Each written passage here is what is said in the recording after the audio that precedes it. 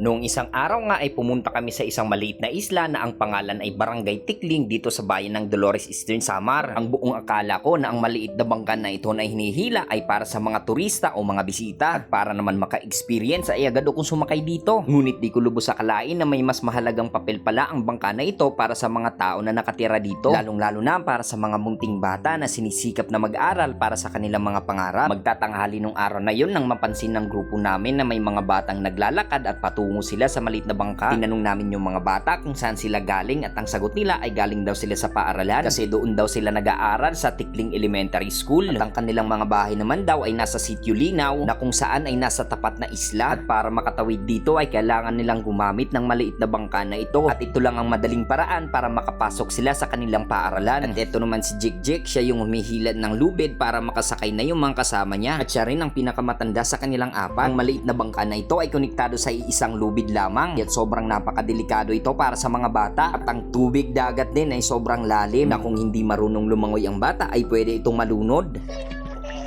Hindi kami sulikin. Hindi kami ay pag pinagsay. Oy, marunong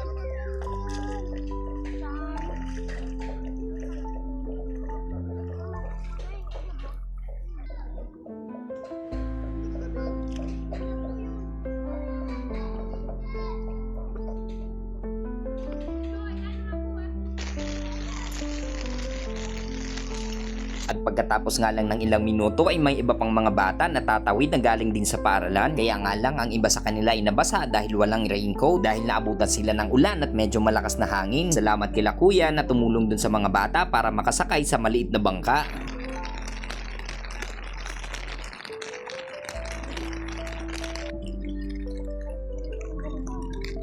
At pagkatapos nga lang ng ilang minuto ay mas lumakas pa ang buhos ng ulan. Akala ko kung ano lang yung karga-karga ni kuya. Isa palang sanggol. Karga-karga niya habang tumatawid sa maliit na bangka na ito habang bumubuhos ang malakas na ulan.